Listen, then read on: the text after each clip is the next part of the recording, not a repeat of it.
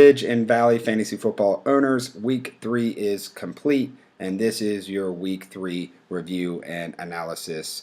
Not a very big week for fantasy football owners in the Ridge and Valley as far as scoring goes. In Week 1 and Week 2, we had several owners put up over 130, 140, and even over 150 points in the first 2 weeks. This week, we only had one team put up over 120, and we actually had 4 owners put up over 100. So not a lot of shootouts this week, very low scoring. Regardless, there were some wins and losses to be dished out this week in the Ridge and Valley. We'll start off with the matchup of the week between Jeff Cooper, his Steam and Beeman squad, and George Hamilton. George Hamilton takes the win 104-80 over Jeff Cooper. That's Cooper's first loss, and Hamilton will be one of 2 unbeaten teams left in the Ridge and Valley heading into Week 4. The Gobble Gobble Bitches and my team, Jameson Ford's team, takes a tough beat over the Auto Draft Winchester Finest, 111.5-92. 111.5 is a lot of points for an Auto Draft team. That puts Cotner at 2-1.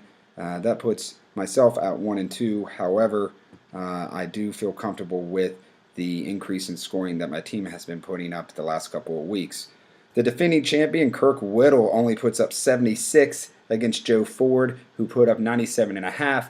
Joe Ford improves to 1-2, prevents going 0-3, but will have a tough week next week as he will be without Aaron Rodgers.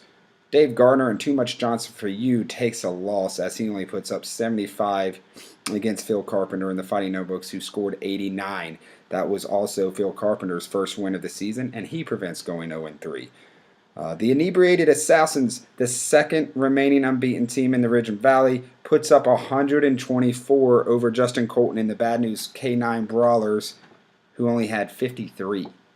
So we had the highest score against the lowest score in Week 3, and Colton now sits at 0-3, the only winless team in the Ridge and Valley. Justin Gatiss takes his first loss against Lou Lacey and will win one for the Kipper. Lacey puts up 114, Gatiss with 93.5. Not a bad scoring debut for Justin. However, Lacey looks strong as he has 2 big wins so far heading into Week 4. And finally, Robert Reed gets his first win after the lot of hype he had after the draft, as he wins 92-81 over Timmy Garlitz and Snap It's Bigfoot.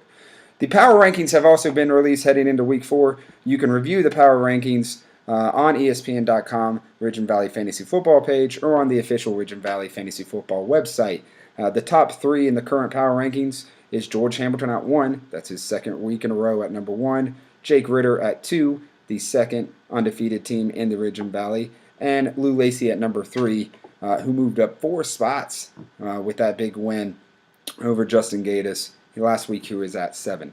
The bottom 3, we have Joe Ford at 12, Robert Reed at 13, and the winless Bad News K9 Brawlers, Justin Colton, at 14. One note in the power rankings, you will see that Joey Cotner's Auto Draft team has moved from dead last after the post-draft rankings to number 10 in the ranking system. So Cotner really does know how to manage that Auto Draft team. We'll have some analysis and predictions heading into Week 4 as we get closer to Thursday. And there should be a lot of excitement in the Ridge and Valley Fantasy Football League as we have push into playoffs heading into Week 4.